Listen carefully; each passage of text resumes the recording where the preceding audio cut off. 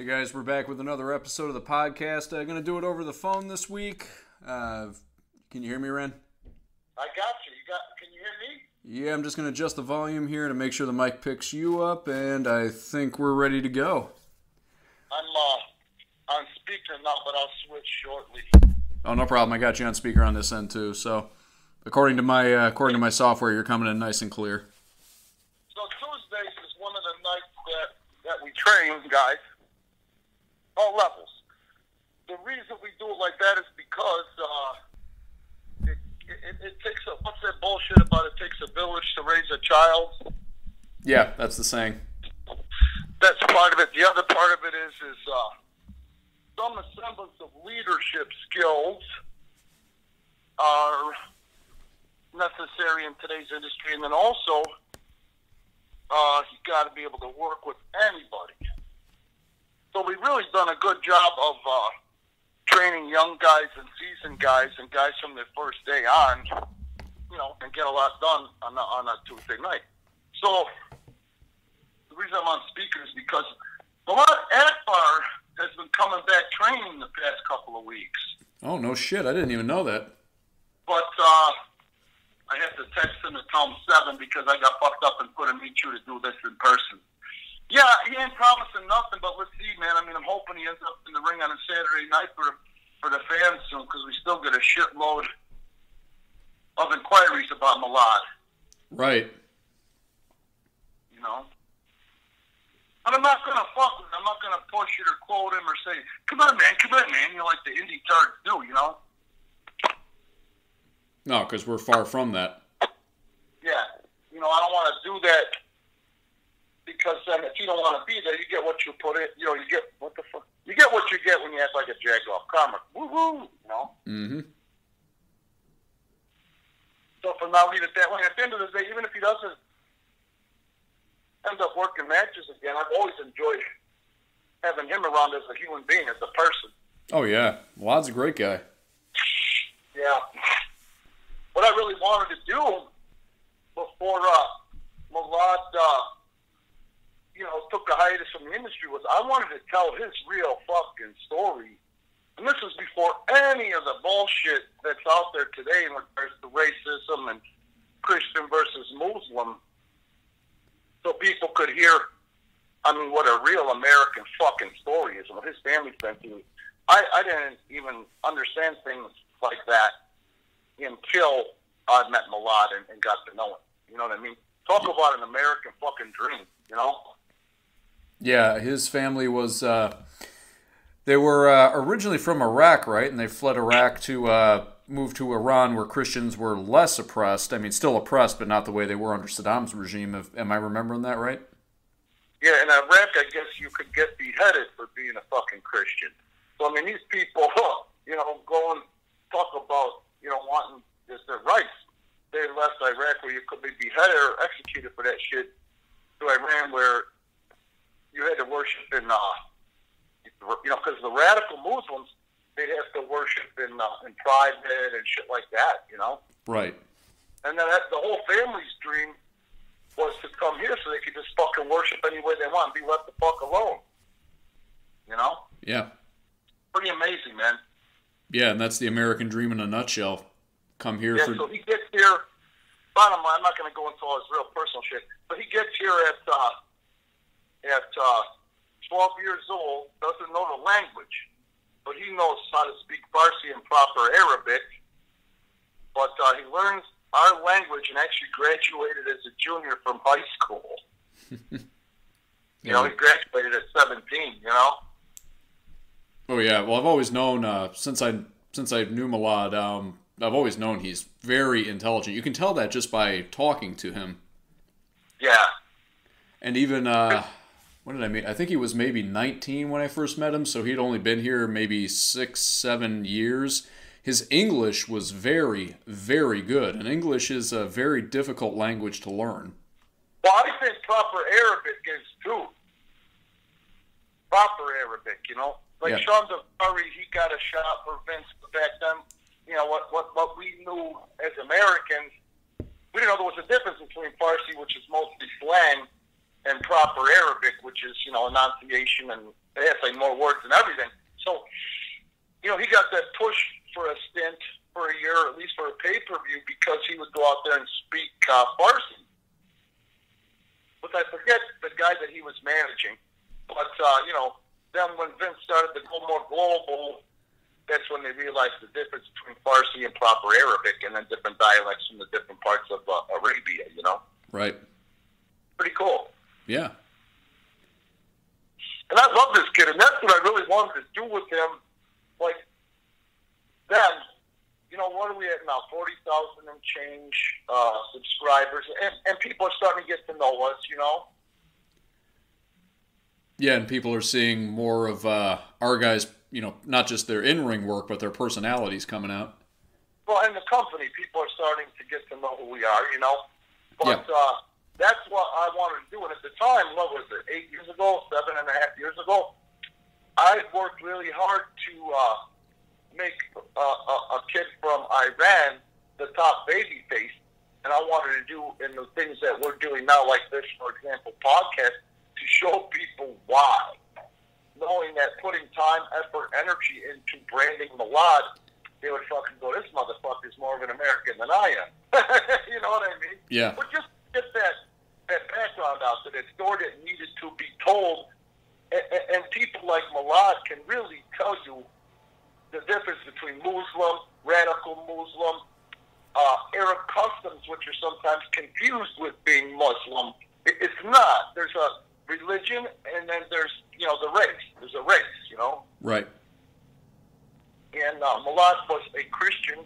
He was raised a Christian, as his parents were raised Christian, and you heard the sacrifices that they made and the risks that they took, you know what I mean? Mm-hmm. Just to worship the way they wanted to, you know?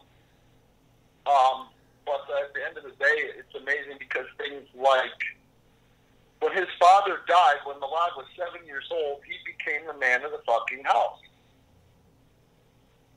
Yep, that part I knew. That was part of the Arab culture, not Muslim, but because it's mostly Muslim, the culture was like intertwined. It's really cool when you get to meet somebody like that, and that's why when everybody tells me how fucking racist I am, I'm like, you don't know shit. You know, don't tell me what you think from CNN or CNBC or Rachel Maddow. You don't know shit. No, and you know? All you have to do is take a look at our roster now and look at the diversity, and you know that Rockin' Randy's no racist. Well, the thing is that we're diverse as fuck, right? Yeah. But I think people would act and say, no, I know they would, that I'm like exploiting that. But no, you can ask any of them, including Milad, that's not my shit. If I don't connect with these guys on some level, it's going to show in their performance because their heart's just not going to be into it, you know? Exactly. You know, the reason I got fired from Total Nonstop Action, and Dutch said it while I was there, motherfucker, take the money. Your problem is you care too much, you know? And that's the truth. It's a blessing and a curse, you know? There, it was a fucking curse. Mm-hmm. But I also knew that as far as personality and integrity goes, if I just keep hanging on to it, I'm not going to change it. It's going to come back to me in aces the way I am with that shit, emotionally attached to things like PPW and our guys. It's going to make a difference in the long run, you know? Absolutely. Yeah. Yeah, you and I share we share the same curse. We care way too much. Sometimes I actually find myself saying to myself, just like, why the hell do I have to care so much? Sometimes you just wish you could turn it off like a switch. What do you mean in regards to everything? Like what you? Yeah. Professional? Yeah, personal and professional. Putting too much emotional investment into things that really shouldn't have that much emotional investment into them. And I mean, I've seen you get burned so many times by people who come in and train and who you put your, oh my God. You meet them halfway and then they back up and, you know, because now you're emotionally invested into them, you start moving more toward their position and giving more than they are. Yeah, and it hurts when I get fucked, you know. But that's okay, you know. I'll take that because at the end of the day, if I put the tally sheet up, there's more positives to the way I am than negatives. This is how I am. At 55, I better learn to accept it, and not just accept it, but fucking love it. Because I ain't going to change. This is me, you know? Yeah. Yeah. I get off more on, like, fucking, for example, watching a goddamn Armageddon Gauntlet Saturday night. Holy shit. Best one we've had, by far. That is a clusterfuck of an idea to begin with by today's wrestling talent standards. We could have pulled that off no problem back in 1988, 91, maybe 92, because we had the ring timing and all that shit. You just knew how to tell a story. Your mental, your physical, emotional were all intersync. Today, these guys work once a week, they work out twice a week at camp, so the physical's there. But, you know, this one was the best one, you know, because of the things that you just said about caring too much. It pays off. And I'll take that huge success, which it was, over, you know, to have to deal with pain once in a while from somebody really burning me. And I'll learn along the way when to get too close, when to not, you know what I mean? But I'm never going to be a jaded motherfucker when it comes to human interaction, you know? Well, you're a lot stronger than I am in that regard. I hold way too many grudges. well, out of sight, out of mind, and don't forget, you see all the seeking I did, you know? I was fucking pissed off, and I'm hurt. First, I get pissed off. Truth is, I'm hurt. I'm angry because I can't deal with the sensitivity. That's why I throw furniture and hit people and shit like that. You know what I mean? In the past. Yeah. So I'm mad as a hornet at Dutch. Then I go, you're not mad, you're hurt because of the level you're connected. Then I reach out and I talk to old timers. You know, I talk to Boogie and I talk to Luke. And at the end of the day, they point out the obvious, like, motherfucker, that's Dutch, you know, to know you love him or you don't. Mm-hmm. You know what I mean? You knew that. What are you surprised by? Yeah. Never thought of it that way.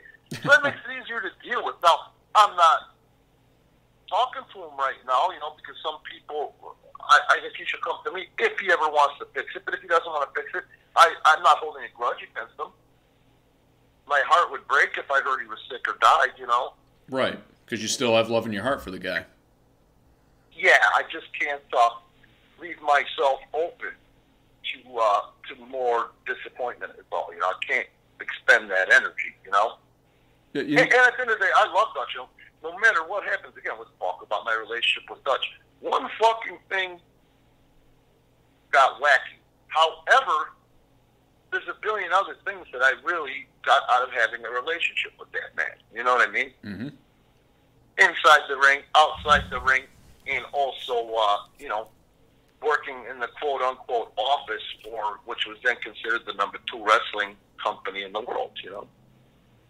So that's priceless, you know what I mean? Yeah, and you're going to take that with you for the rest of your life, and you're going to apply that, and you have applied a lot of it. Oh, I do every Saturday night, parts of it. Yeah. You know? Well, I mean, even you said something as simple as, I might have this switched, but like the way Dutch and Luke do their thinking, was it Dutch wrote everything down and Luke used a tape recorder, or was it the other way around? No, Dutch used a notebook with bullet points, and Luke used the tape recorder. Yeah. You know? And I see you with your notebook out every Saturday night. Yeah, but I do it a little different. And I do it like I work. You know? I'm not going to memorize the match. Biggest fucking reason that things don't get over today is because these motherfuckers out there, if you check the AEW talent list, their emails before the taping have their bell time, and then they're going to have a call time to go out and practice their fucking match from this time to this time. That's ridiculous. Yeah. You know? And it shows to the fans. Vince, too. You know, Vince, too. But, for example, last night, I only saw the second half of Bobby Roode and the other kid I like so much, Dolph. They teamed against Kofi and his partner. I forget the name. But they were outstanding. And I could tell by watching, they were allotted that opportunity to shift gears. They didn't fucking rehearse anything. And my God, it was fucking great. Mm-hmm. Compared to the last couple of times I turned on Raw. You know what I mean? Yeah. So what I do is people would talk, you know, they want some, you nervous people want to talk everything out. And I would listen, and then sometimes I would forget it altogether. When I was green, I would fucking panic. But you couldn't show your panic because it would give the fans the experience that they get now, where some things that are done pretty cool, but it's not, there's no emotion or drama in how they're doing it, so they don't get the full payoff. They don't get to enjoy it. You know what I mean? It's not, it's half-hearted, half speed, whatever, you know?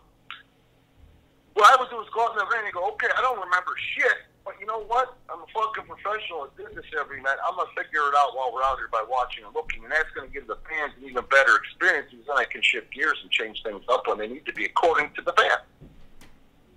You know what I mean? Mm-hmm. And you have to have somebody. So I carry that around with me, and I come up with an idea here or there. I come up with a lot of ideas. I can only tell you the ideas. Some make sense, some don't make sense. Then when the real good one hits, I go, motherfucker, I'll jot that down, only a part of it, and put it in my pocket. You know what I mean? Like, remember when Eminem was riding the bus to the fucking factory, and he was writing down all that shit, top, sideways, front, backwards, on that little hammered up piece of paper? Oh, in 8 Mile? 8 Mile, yeah. So 90% of the time I have that piece of paper in my back pocket and jot shit down, you know, for the week. And then when I get there, I get with the guy. See, again, with the personal interaction, knowing them mentally, emotionally, and what they can do physically. You know what I mean? Then we fucking collaborate, and that's why our shit is great. I.e., last week's fucking Armageddon Gauntlet. You know what I mean? So that's when I write it down. I get there on Saturdays, I jot a little bit down. Out of the corner of my eye, Saturdays are a good day for training your new guys, because it's mostly drill. Go get something to eat. Get 2 more shots of espresso. Say, okay, motherfuckers, don't bother me till this last bite. Now, let's call you over, and let's go over this shit together, and that's what I do. And then I write it all down, and I give it to you, you know? Yep. So Dutch would write down his ideas via notebook. I guess I kind of do like Dutch. Then he would get to the venue and figure it out. You know what I mean? Yeah, probably. I think that's a psychological thing. You know, you have the idea in one place, but when you're actually in the environment where it's going to be applied, I feel like sometimes it gives you more clarity. Yeah. Well, what gets me is, you know, I can have all these great fucking plans and then something will fucking happen, and that's the problem. Like, I'm not going to hammer and guilt these guys into doing shit like the indie promoters or indie veterans do. They'll hammer, guilt, fuck with, force them to sell tickets, you know what I mean? Really fuck with their head. Then when they go out and wrestle, it's fucking not fun no more. You know what I mean? Yeah. And it sucks, you know? So, due to the fact that what do I have to offer these guys as far as a binding agreement goes? None, you know? And even if you give me your word, sometimes, yeah, it hurts. You're the jag-off if you don't live up to your word. But at the end of the day, I have nothing to bind these guys. I have to be able to count on them, and there's no money there or agreement to bind them. So things can change. So I spend all that time and energy going, all right, yeah, great, this is going to be bigger than Elvis. And then Saturday night, hey, man, I got a hemorrhoid. I can't make it. Motherfucker.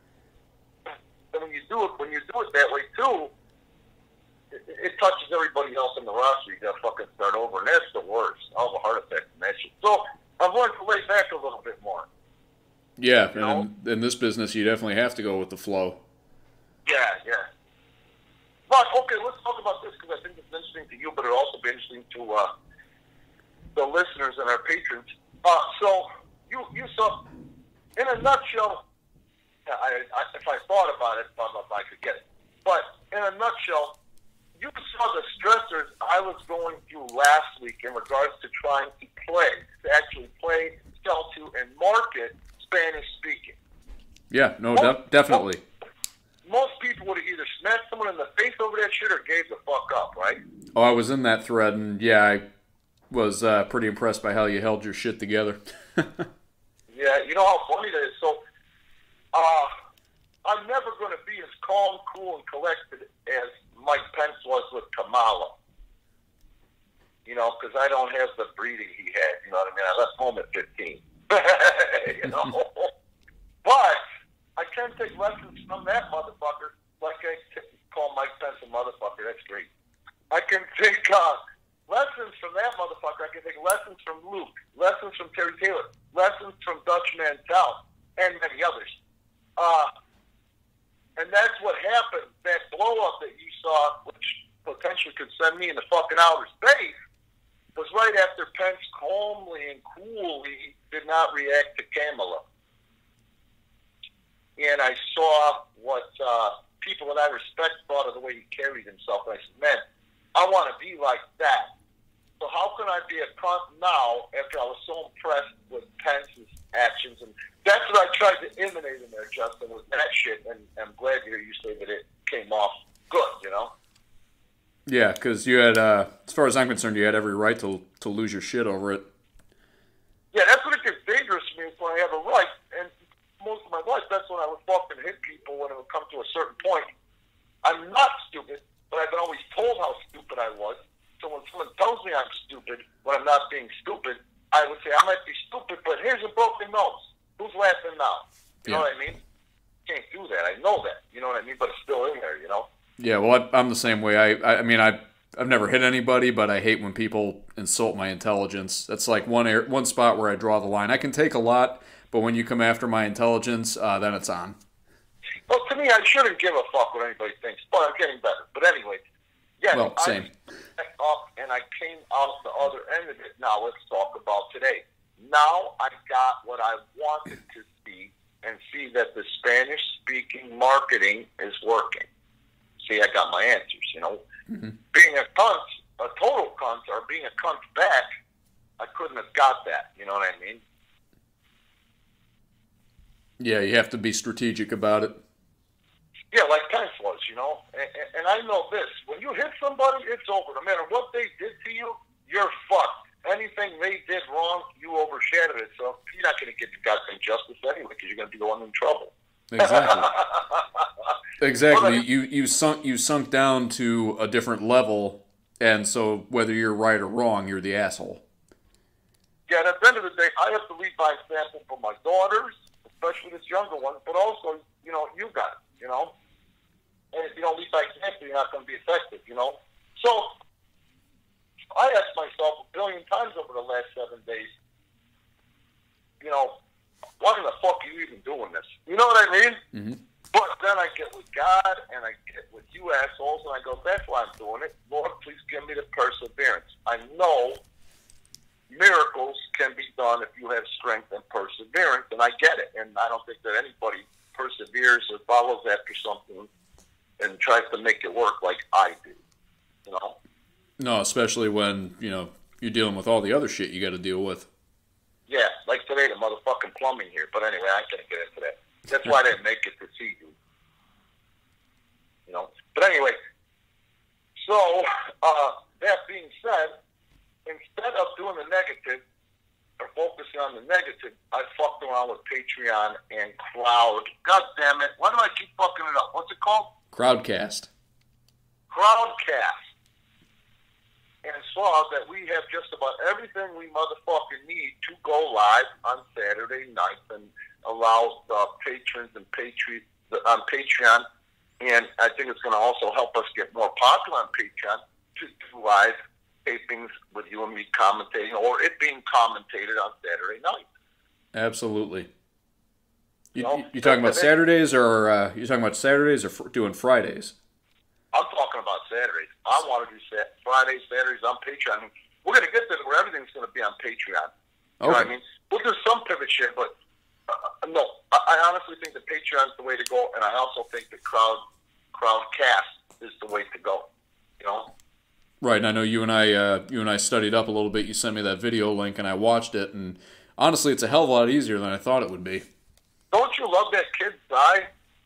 I love his delivery. It's like he's talking to you, not at you. And he's the motherfucking owner.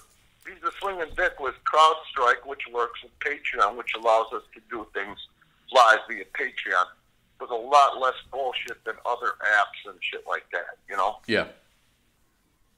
And therefore, when you do that, you can charge the patron or the fan, the patron or fan less, because there's more profit working with them. They're more fair than fight. Yeah. You know, so that's what I like about it. And we'll be the first on the block to do it, you know? Yeah, in this area. So I didn't tell you. So I fucked with, you know, I watched that friendly-ass motherfucking video again, you know? Then I watched another couple of friendly-ass videos again. Then I said, fuck it, I'm going to try to reach out to info and that crowdcast.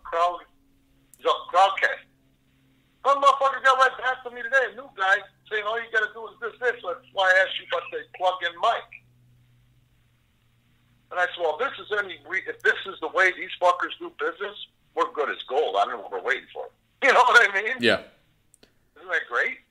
Yeah. So all we need at this point really is an internet connection and just to make sure we got all the software squared away. Well, you didn't check the messages, dickhead. Which message? I got a lot of messages today. I don't know. The one with the group message with you, me, and a half a dildo and a dildo. All right. I mean that lovingly. Yeah, I know. Anyway, they make fun of Patreon. But anyway, one way, shape, or form, there's goddamn iMovie on this PC here, which is the same PC at the building. So that's going to help us. Well, fuck yeah. We talk about the, come on, man, it's iMovie. We can plug the goddamn mic in and it'll work on iMovie. Mm-hmm. See what I'm saying? Yeah. So the only thing it looks like we're waiting for, you know, is we'll fuck with a test run. And did you see, maybe we'll do this next week, or maybe we'll work it into a tier even, where we can live stream the fucking podcast. Yeah, and you know what? I had that thought too. You know, why not do like a live podcast for the patrons every now and then? Or a handful of them. And then we'll be able to get that shit down on what we need to work on for when we do live stream of events, you know? Yeah, the podcast would be a good way to test it, because the podcast would be it would be a smaller deal where we're not dealing with, you know, camera and audio. It would just be, you know, the webcam on the laptop, my microphone and interface, and then that's basically it. The quality may not be as sharp as if we were to use the camera at the studio, but you know, what the hell? I mean, as long as it comes in. Yeah. Well, no, what's what? But I think you plug in with the camera, you plug in with the mic via iMovie, it does the rest, you know? Yep. Right? Am I thinking this correctly? I'm pretty sure that's how it works. And let's go back to that. So, as you know, a lot of my issues have been getting the editing done of our content because we've got so much of it, you know? Yeah. We got YouTube, we got PPW319, we got Patreon, you know? Anyway, I bought these two computers literally with what I had left, okay? I took a calculated risk and bought these fucking computers, which actually turned out to be a good deal, but they didn't have editing software, which, you know, I asked a lot of the quote-unquote experts or guys that knew about it, and I can't blame them either because of the year of the computer. It's barely used since 09. It's new with 4 gigabytes or whatever the fuck. So, figure out, no! So I went through this long, hard struggle, begging my kid to, 18 now, help me get iMovie installed, and man, trying to get that installed and reading how to do it online was a pain in the balls. So the kid starts stressing out. I let her go. So today I go, you know what, fuck this. I need help. I need motherfucking help. So I go, I look at the shit. I start dicking around. I said to myself, this fucking thing says iMovies. Why would it have an icon if it's not installed? You know? Yeah. So I just wait. So you found the icon because when I looked at it, when I picked them up, I didn't see any icon. I must have been looking in the wrong place.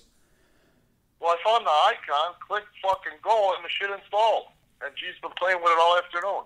Huh. Jesus.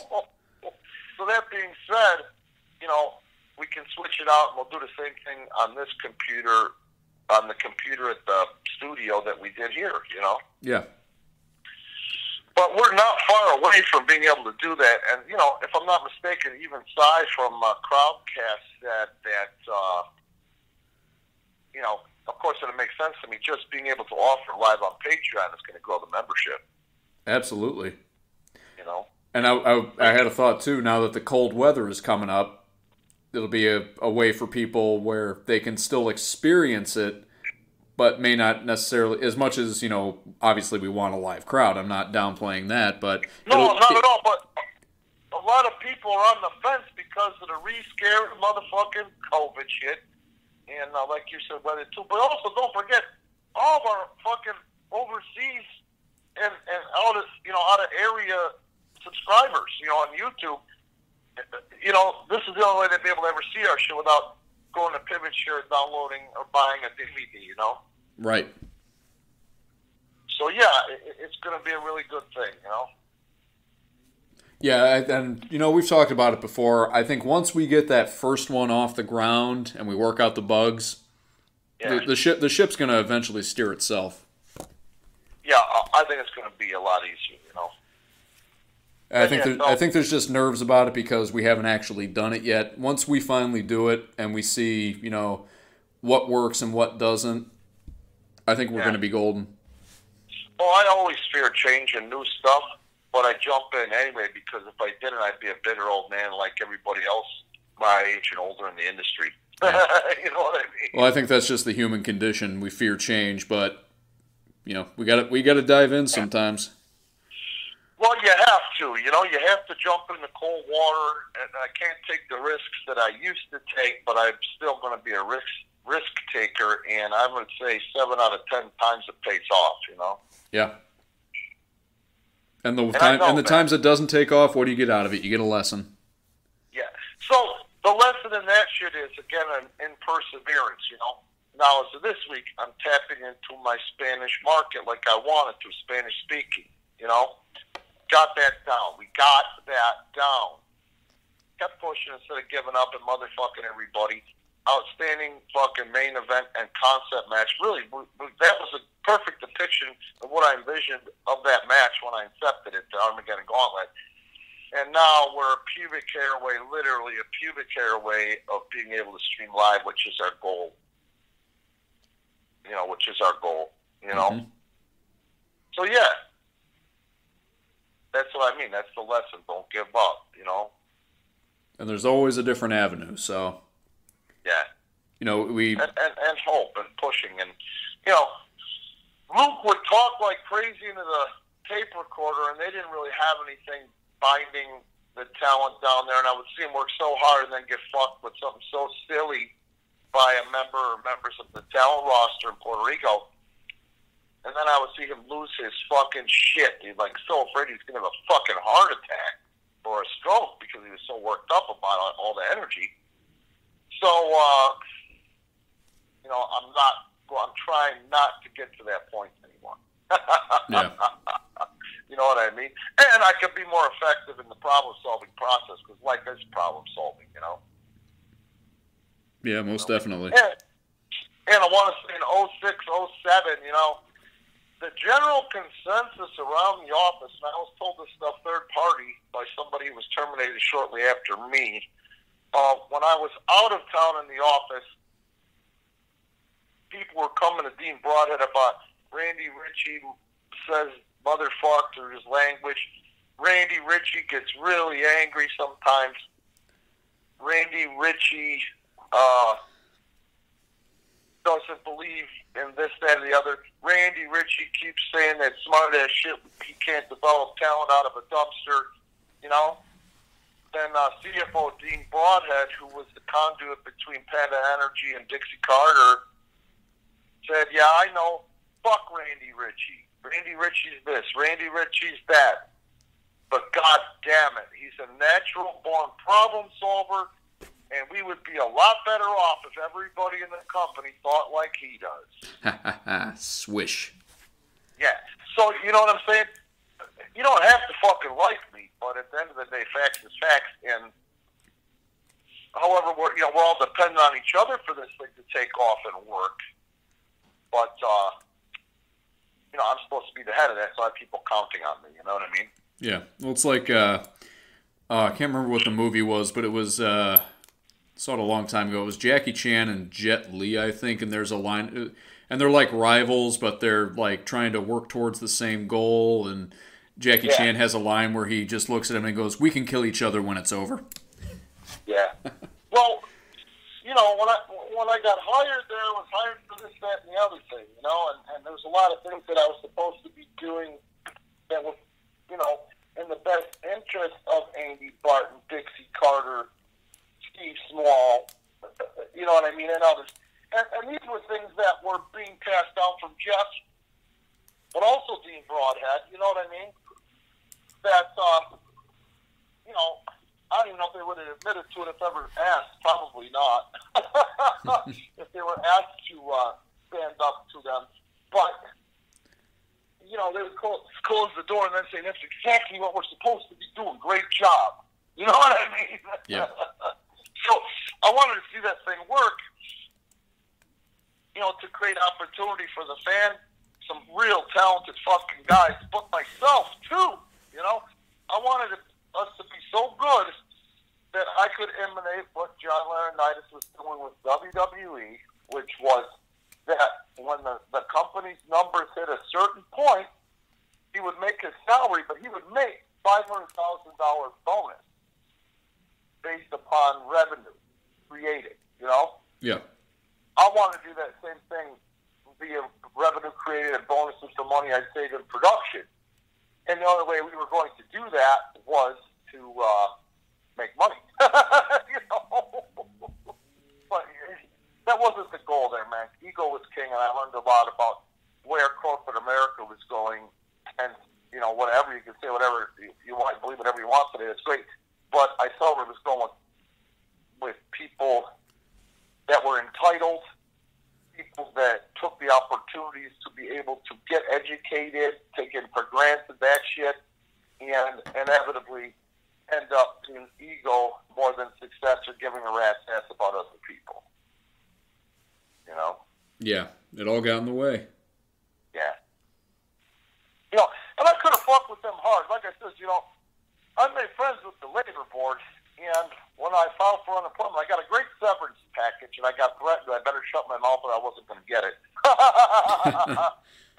Yeah, but I could have shut my mouth, but I still got it, thank the Lord. But anyway,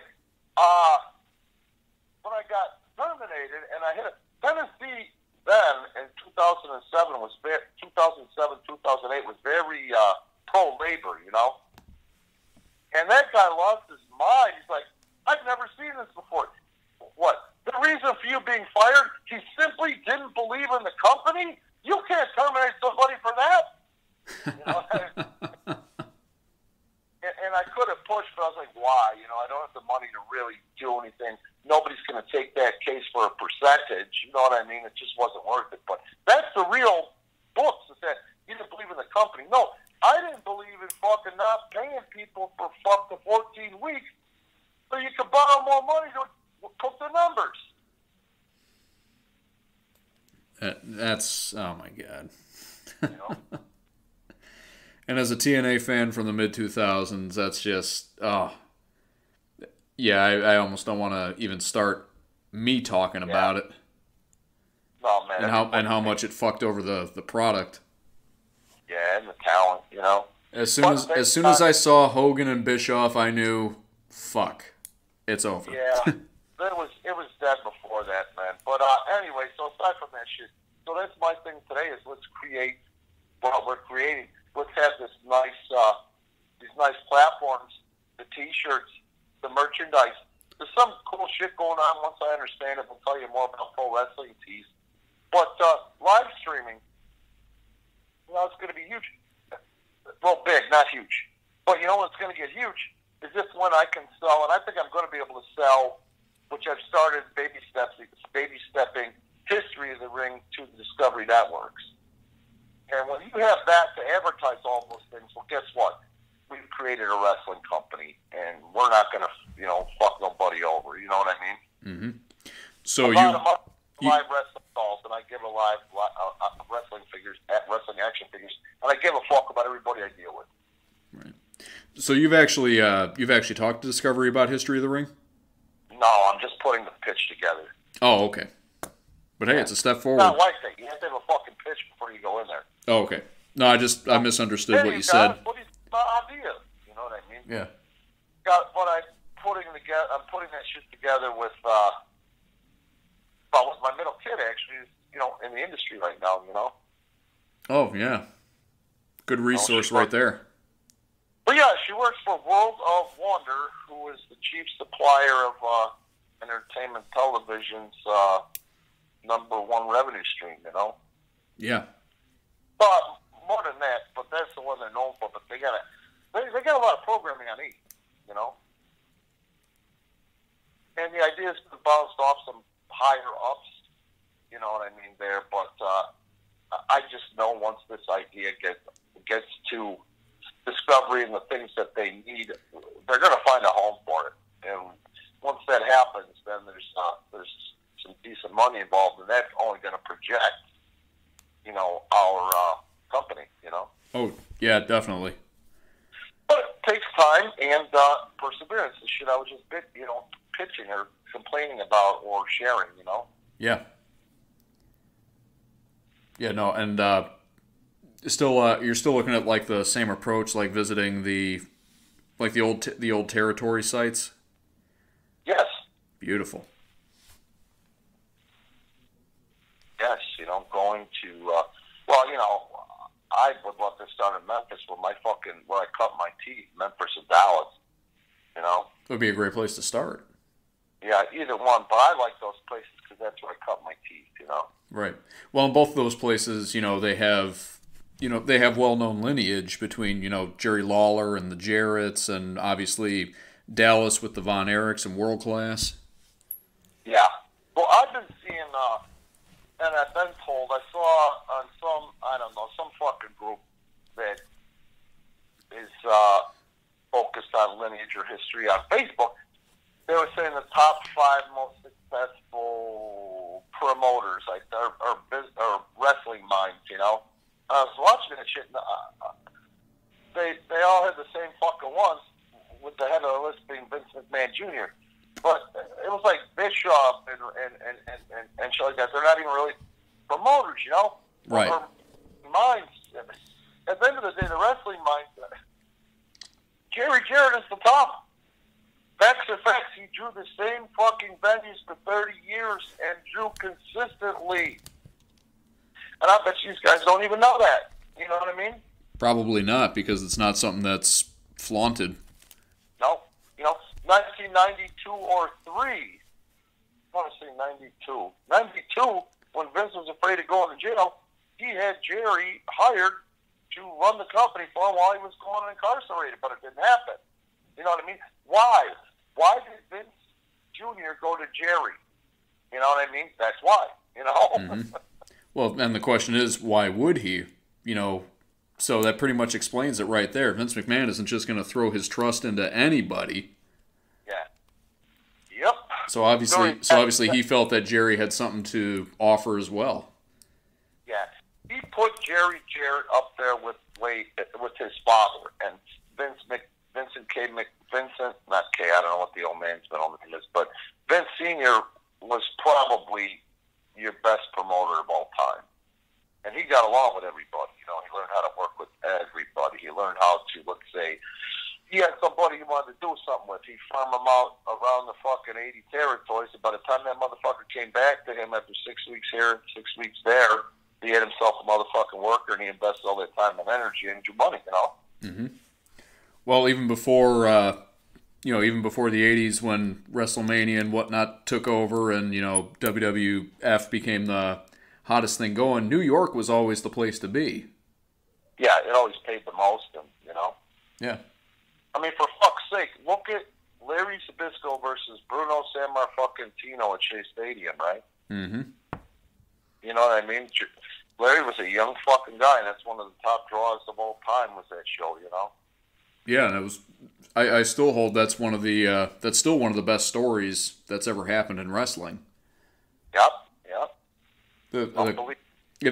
I've seen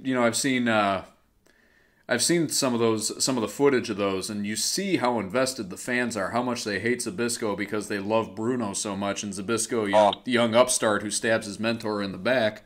Brilliant story, you know. It's an age-old tale, but they made it work so brilliantly. Yeah, so compelling. Cain and Abel. Exactly. But, you know, that's the thing, you know. Who knows what the fuck, how long, and how long it's going to be until, you know, wrestling comes back. And this is really the only one that could draw big was WWE today. How long till they're able to come back and run? How long till they'll be able to come back and draw? Will they ever draw again? You know what I mean? So what we got to do is get our hand into our toe into television as well. Beyond syndicated television, you know, we've got to get ourselves a network deal, you know. And, you know, anybody that thinks that they can compete with Vince McMahon in the arenas is fucking got brain damage, because that ain't going to happen. No. No. But what you can do is, I'm always going to book the way that Jerry Jarrett booked, the way that Fritz von Erich booked, the way that Bill Watts booked. Less guys equals more money for everybody. You know what I mean? Mm-hmm. And your guys get better because they can work longer. Well, exactly. You know what I mean? Exactly. And, you know, you give them the opportunity to earn it, you know? Yeah.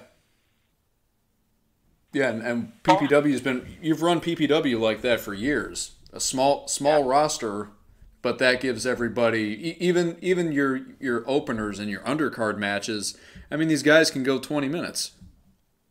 There's main events in WWE that don't go that long. Yeah, and they're still compelling, you know. Exactly.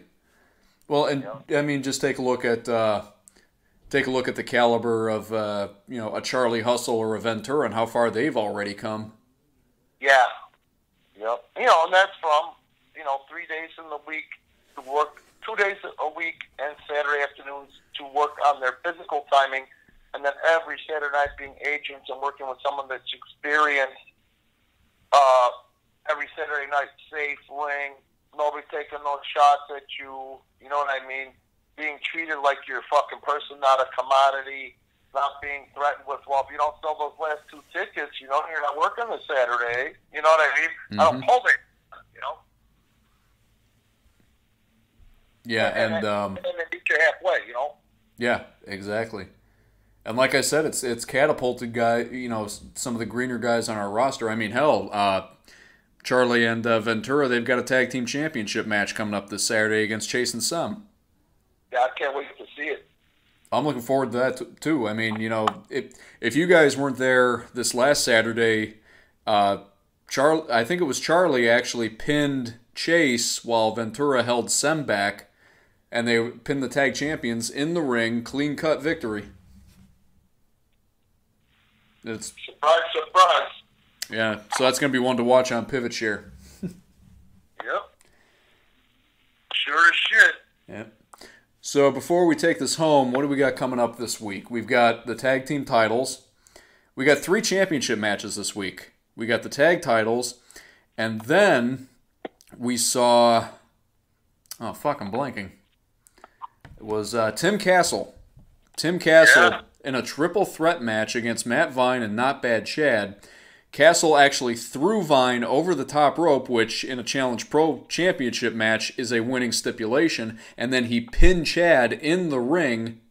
So basically he scored 2 victories, 1 official victory, but in terms of a Challenge Pro Championship match, he would have scored 2 victories, so he's got himself a cup match against Chad and Vine. And then we've got the World Championship, DeMarcio, Destroyer. He's got Jose in the main, 2 out of 3 falls. That one I'm excited for. Yeah, me too. I'm excited for all of it, but if I have to pick one that I'm really, really excited for, it's going to be that one, if I have to pick. Because, I mean, those 2 guys are... I would venture to say they're probably very evenly matched. I mean, obviously, Jose's got more of an experience edge, but, you know, where he's good with his feet, I mean, D can fly, and, I mean, D's no slouch when it comes to throwing kicks. I mean, he's got I would, in my personal opinion, I would say he's got the best drop kick in PPW, but that's a point that can be argued. Depends on who you ask. That can't be argued, man. He's got one of the best in the fucking entirety of the industry. Okay, so we're on the same page about that. The problem, the thing with him, not the problem. The answer with him is now he's confident not holding back on that motherfucking drop kick. Yeah. Well, you know, just wait. There's nothing that Ford guy can't do that Destroyer DeMarcio can't do and probably do better. Mm-hmm. And he's only been in the industry a year and change. Mm-hmm. But he's also got that basketball background. We've seen him kick Chase in the forehead. Chase is 6 feet 5 inches tall, and you know D's 6'2", but still having a vertical leap from a standing position like to go that high, it's incredible. Yeah. His cross body from the mat is higher than most people's cross body from the fucking top. I'm always worried he's going to knock the lights down. Yeah. He's a shit, man. Yeah, so that's coming your guys' way on Saturday. 3 championship matches, tag titles, Challenge Pro Cup, and the world title. And that'll be, it'll be Saturday, so that'll be, what did we say? Well, we'll figure out we'll figure out what's going on Pivot Share and Patreon later on. But what do you mean? What, the numbers or the number of the event? No, the if you want to what goes on Pivot Share, what goes on Patreon in terms of titles or whatnot, we'll figure that out. Well, the Challenge Pro Cup is going to be on Patreon, right? Yeah, we can do that, definitely. You know, then I'm going to also put together a Olympian freestyle for Saturday too. Just stay tuned to the Facebook for the undercard announcements, okay, folks? Yeah, and you guys got 2 events on Facebook. You got one in English and one in Espanol. So yeah, man, I love that shit, man. I love playing to Spanish speaking. You know, I love and appreciate our fans. Like I love and appreciate them. You know that. Oh yeah. The other thing is, I love the fucking Mexican culture and lucha.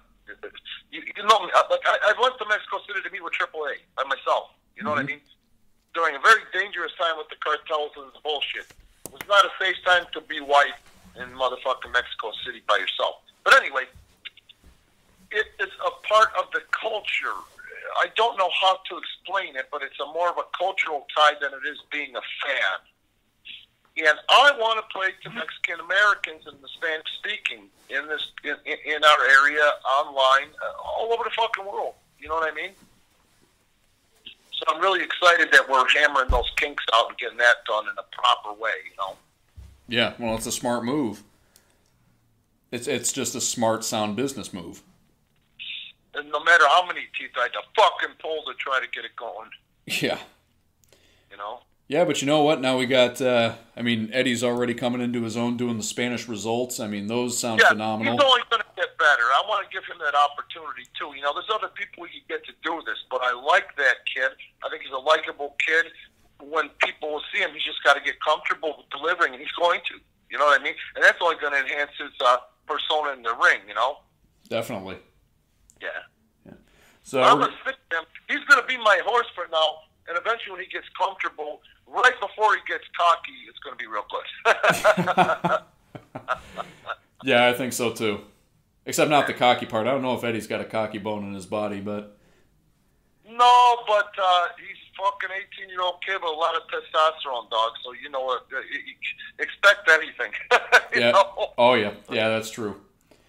You know? I thought a lot of things about a lot of people that left, you know? Yeah. You know? Yeah, that's true. But no, I don't think he has it to be an asshole at all. You know, I'm just saying, like, you know, I don't think at the end of the day he'll ever be not humble. You know, but right, he's going to step up to that line of cocky, you know, where he actually thinks like his resultados are going to get him laid or something. All right, so we're going to wrap it up for this week, you guys. Thanks again for listening. Remember, you got 3 championship matches coming your way on Saturday, Challenge Pro Cup, tag titles, and the world titles. Stay tuned to Patreon because we're hammering out the final bugs with getting live streaming going, so that's going to be coming up in the... Go ahead. Yeah, it's going to be coming your way in the near future. Not sure exactly when, but it will be the near future. Yeah. I bet you'll be a couple 4 weeks because I'm going to just finally say, fuck it. What do we got to lose? Yeah, you know, that might be what it comes down to. Yeah. All Get right. the cable. Let's get the cable. Let's go. All right, and any last words of advice, Rand? Look out for number 1, but don't step in number 2. We'll see you guys.